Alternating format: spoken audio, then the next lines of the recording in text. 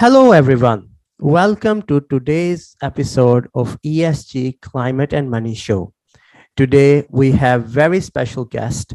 He is ETF person, maybe one of the most famous person in the world of ETFs.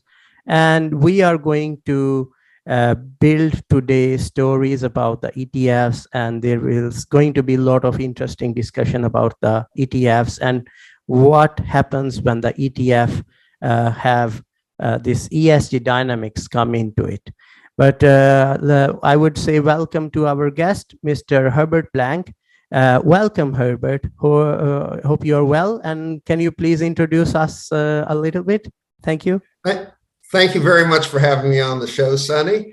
I wouldn't say one of the most famous persons in the world in ETFs, but I certainly will plead guilty to being one of the most veteran people there. I was the first portfolio manager of ETFs in the United States back in 1996 when Deutsche Bank launched the country baskets, and I managed 9 individual country funds based on FTSE indices at that time.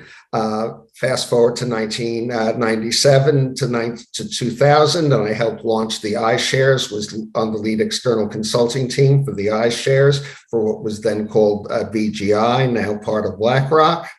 And then I worked with the World Gold Council to help launch GLD, which is a depository receipt, if you will, on gold. It is. And this is another thing that I get a little upset about. Gold is not an exchange-traded fund, and that it is not a 40 Act mutual fund. It is an exchange-traded commodity. It is a depository receipt on gold in a vault. And as such, in the US, that has major implications because the tax rate for capital gains is much higher. Wow, wonderful, Herbert. Thank you for the introduction. So let's jump in the juicy part. So walk us through the ETFs ecosystem. What I know there are rating agencies which are important, especially in the ESG space. Then we have the data issues, which are not really this is contradictory, and there is a lot of problem when people want to choose it. We have the tracking error. Tell us about this 360-degree ETF ecosystem. I hope you understand my question. Yes, I do. And you mentioned LinkedIn, which is probably the easiest place for people to get it. I have an article on LinkedIn that you can click on my profile and click very quickly on the article, checking the boxes in ESG versus actually investing in sustainability and impact investing. And there are more than 100 US listed, and I think perhaps even more in Europe, ESG themed ETFs in one way or the other. Everything from just taking a little screen on ESG and taking out the 50% most egregious offenders, which has value. I'm not saying it doesn't. But if you're an impact investor or you're interested in climate, having ExxonMobil in your portfolio, even if it happens to be the cleanest of the energy companies in the group, doesn't exactly make you feel good about your investment. So we run the gamut from that to ones that are extremely specialized in very micro areas of environmental investing, of social investing, and of governance investing. Very nice. So it's almost about, I think, 350 billion US dollar is being invested in this ESG ETFs, I think, and this space is growing a lot. And I recently read this paper from Dr. Linda Shang, and she was also giving this suggestions that we should not be taking these ESG rating agencies when it comes to judging the ETFs so comprehensively. And that brings me to the other question. Then if the major source of judging the ETFs is through the rating agencies, so if we don't really have the full overview and we cannot really understand like the complete performance of that ETF when it comes to their ESG performance, then what do you think, based on your experience, what are we left with when we want to judge these ESG ETFs? There isn't consensus, which can be good and bad about many things. And the devils are always in the details. And that's why I wrote the best practices paper. And that's why it goes from there. First of all, even using the word ESG agencies, which is a term in Europe they use a lot, is not 100% accurate unless all you're talking about is the Moody's and S&P ESG efforts, which are really Johnny come lately compared to the data providers and those that have been out there substantiating ESG for many years, led by MSCI and then Sustainalytics, Thomson Reuters, which bought a company called Asset4 and interpreted that. And that said, I've worked the most intimately personally with, but I've worked with all of them. And then that has been followed by Bloomberg. It's been followed by a number of others. There's a fourth major one I'm missing right now, but and now there are like more than 24 independent ESG providers. And there are a lot of issues with all of this. MSCI in particular has been accused of, and statistically it's a valid accusation, of having a large cap bias. They're more prone to give a stronger rating to a larger cap company than a small cap company. Sustainalytics for years had more limited coverage. In trying to catch up on that coverage, there have been some data errors that have been spotted. And again, I'm a fan of all of these efforts. Before MSCI got in here full tilt in 2009, there were like independent companies like Governance Metrics and one that I worked with, Invest Strategic Advisors, which became the E in MSCI's E, et cetera, et cetera. But there was no real institutional adherence to what was going on. So kudos to MSCI and Henry Fernandez and the whole group, Linda Ellingly, for putting this together. Any minor criticisms or things I'm taking here should be taken in that context. They did a great service to the investment community for making this, for creating one way to standardize this so we could go from there. Okay, but yes, there are different ways of looking at this. There are different prejudices and lights. One huge difference between Europe, which has regulatory requirements, and the US, which is, sort of, we would like you to take best efforts if you get a chance, please.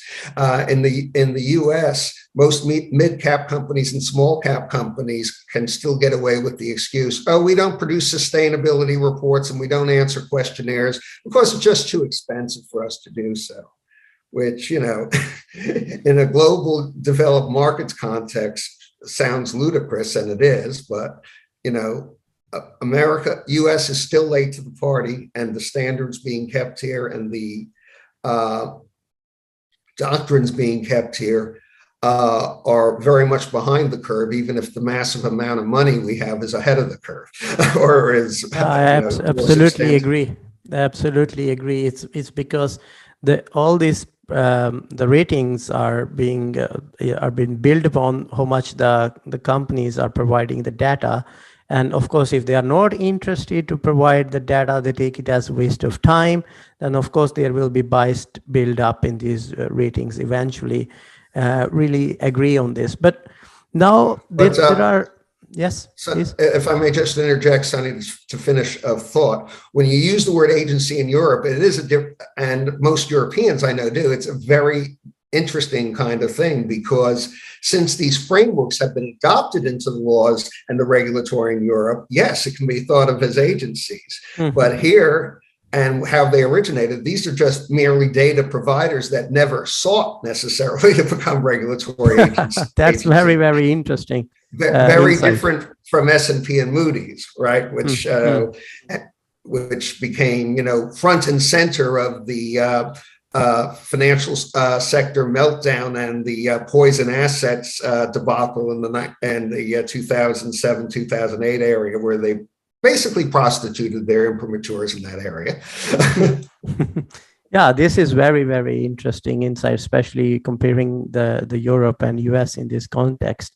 But related to this ETF ESG products, so far what we understand is that we have thematic type of ETFs, as you previously also talked about, based on S and E and G and many other things. So, and we have these other ETFs, which could be still ESG ETFs, but they could be the mix. What do you think? What are the best in this regard? Who are the best performing ones? Well, one that has performed very well is ESGA by American Century here in the US. I haven't done a full critique of European ESG. The Value Engine blogs are aimed primarily at US investors because that's primarily what we cover there. There are a number of very good, obviously. Amundi does a number of good products in this area. Han ETF has one very good ESG ETF that I'm aware of, but I haven't really done a full breakdown and critique. In the US, one of the best has been one called ESGA, which is an American Century product that uses active management. ECOZ is an excellent one that I personally own some shares at, full disclosure, very minor amount of shares. And that's the one managed by Dr. Zhang by a very interesting company called True Shares, run by Michael Happ. That's another story on ETF parlance, but they do a very good job in tracking down managers that are sort of off the beaten path and have done a very good job in ETFs. And that is what Heather Bell and Jessica Farringer and some of the others have also looked at, the dichotomy here. In very efficient major asset space, it is extremely difficult for an active manager to outperform the cap-weighted indexes in asset management. The ETF structure levels the playing field some, another issue that I've talked about and have papers on, but it's about 200 basis points more efficient for the end investor here in the US than the antiquated 40-Act structure where the manager has to make trades based on daily cash flows, which is a killer. So, okay. But beyond that, in the ESG space, though, active management so far looks like it has an edge. And it looks like it also can have an edge both in performance, but maybe more importantly, an edge in knowing and being ahead of the curve in avoiding companies that are going to have negative events and being able to select companies that are not greenwashing, much to your point and to Linda's point in the article. Yeah, perfect. So yeah, so we could have dig deep into this greenwashing thing, which is such a big topic. Another one I wanted to mention, though, that I like very much, by the way, is STNC by Bill Davis, Stance Capital's ETF. Stance is, again, known to go very deeply into the companies to pair out greenwashing and investigate and get people who are making a true impact to try to make the world a better place. Yeah, thank you for these very interesting insights. The audience will love to know more about that, of course. But in the end, tell us about this value engine you have. What is this value engine company and what does it do? Well, Value Engine is a quantitative analytics service sort of modeled upon the lines of Value Line, which is a fundamental analytics service since 1933 in the US. But Value Engine is fully quantitative. Instead of having a staff of 130 analysts, we have 4 people, myself, the founder, Paul, and 2 other quants. And we rank over 6,000 US and 1,000 Canadian stocks and over 600 US and Canadian ETFs. And we hope to be expanding that and eventually have European and Asian companies in there within the next 3 years. But it's been around since 1999. It uses fully quantitative methods to rank stocks between 1 and 5, 5 being the most attractive, 1 being the least attractive. They're on point and also on a risk basis, where the ESG ratings are coming in. And another provider, and how could I forget them, is ISS ESG, who's our partner on providing these ratings in here. Sorry about not mentioning it before ISS. No problem. ISS is already quite famous. And yeah, so this is how so it's basically based on this this matrix you have. You rate these companies from 1 to 5 based on the risk and also based on ESG. And Right, ISS ESG, is the one. and on the timeliness of their valuation in the market versus what their true valuation should be, and what the expected year ahead and 2 years ahead earnings forecasts are versus how they're being priced by the market, and with the momentum of the industry, momentum of the stock, all these kinds of factors.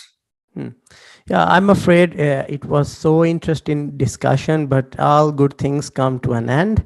And I would say that some other time we can sit again and dig longer on these topics, because they are so interesting. This world of ETF and ESG married with ETF. This is really, really nice topic, but we have this internet is all about short span of attention, and 22 minutes podcast, 20 to 22 is what we are normally having. And I'm sorry to let you go, and thank you very much for coming to the program today, and let's sit again some other time. Thank you. Marvelous. Thank you for being such a nice host and for inviting me on, Sonny. Thank you, Herbert. Thank you.